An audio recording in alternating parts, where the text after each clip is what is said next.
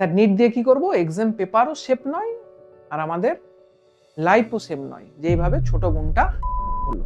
Basic জিনিস, সমাজ যতদিন থাকবে সমাজের মধ্যে বিকৃত মস্তিষ্কের মানুষজন থাকবেই।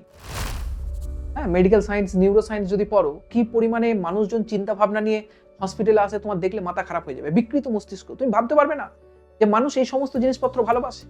কিছু কিছু মানুষজন ছোট বাচ্চা মেয়েদের সঙ্গে অ্যাক্টিভিটি করতে ভালোবাসে, তাদেরকে বলে পিডোফাইল। মানুষের এটা নেচার, মানুষ ভালোবাসে, কিছু বুড়ো বুড়ো লোক পর্যন্ত এই জিনিসটাকে ভালোবাসে।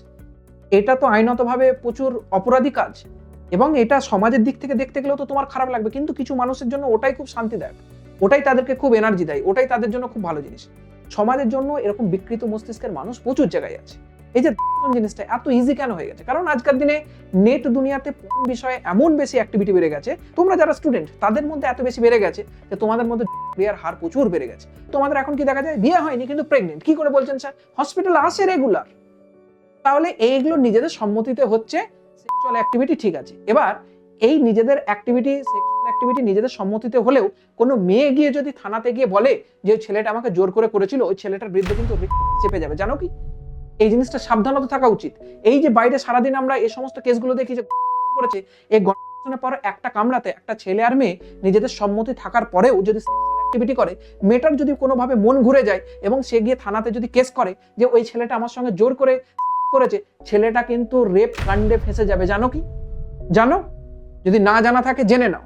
আর একটা জিনিস ভালো করে জানো, 18 বছরের বয়সের নিচের যদি কোনো মেয়ে কোনো রকম ভাবে এরকম রেপের অভিযোগ করে, তাহলে সেটা কিন্তু পক্সো কেসের আন্ডারে পড়ে। আর পক্সো কেস দুনিয়ার সব থেকে খারাপতম একটা কেস, ভারতবর্ষের বুকে সব থেকে খারাপতম একটা কেস। সুতরাং তোমরা যারা এই আন্ডার 18 এজে আছো, এই নানা ধরনের আমাদের যে বিকৃত মস্তিষ্কের যে দুনিয়া এখন তৈরি হয়েছে, সেটা পর্নোগ্রাফির জন্য হোক, বলিউড সিনেমার জন্য হোক, নানা ওয়েব সিরিজের জন্য হোক, যার কারণেই হোক, যেটা দেখে তোমার মনে হয় যে আমি একটু সেক্সুয়াল অ্যাক্টিভিটিতে পার্টিসিপেট করি, বন্ধুদের মধ্যে আলোচনা হয়, নিজেকে সুপ্রিম দেখানোর চেষ্টা করা হয়, আমার গার্লফ্রেন্ড আছে তোর নেই, হ্যাঁ আমি সেক্স করেছি তুই করিসনি, এই ধরনের যে গল্পগুলো হয়, এই ধরনের জিনিসপত্রগুলো থেকে বেরিয়ে আসো। বেরোনো খুব জরুরি, কারণ এই ধরনের কেস হসপিটালে আসে।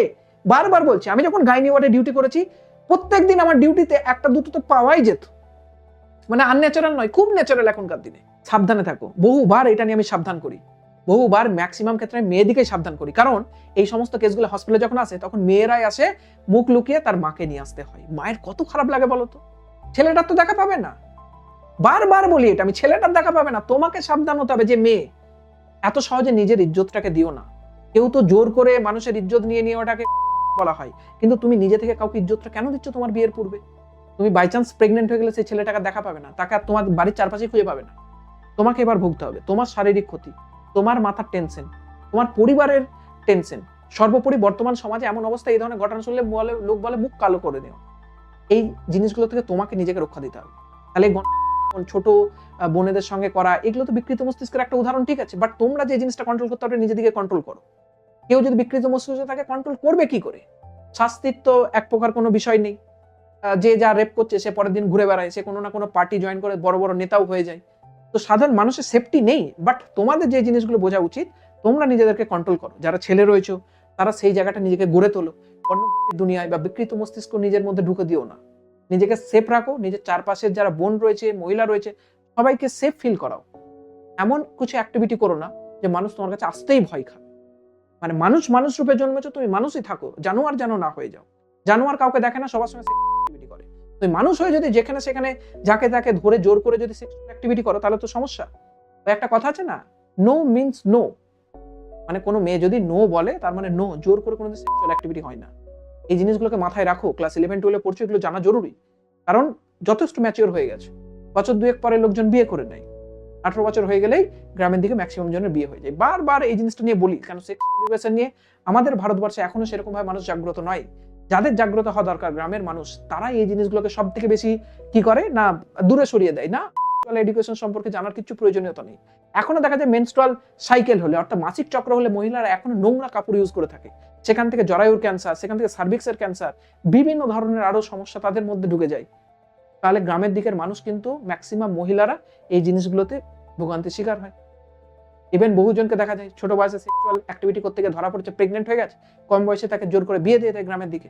অ্যাবর্শন হয় না বা করাই না লোকজন, খারাপ ভাবে একটা প্রাণকে নষ্ট করে দেবো, নানা জিনিসপত্র থেকে মহিলারা আলটিমেটলি সেখানে কিন্তু একদম দেবে যায়, সেখানে তারাই ক্ষতিগ্রস্ত হয়।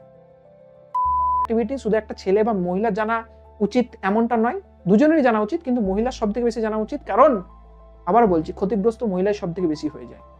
ফ্যামিলি প্ল্যানিং থেকে সবকিছুই মহিলাদের জানা উচিত। বুঝতে পেরেছো?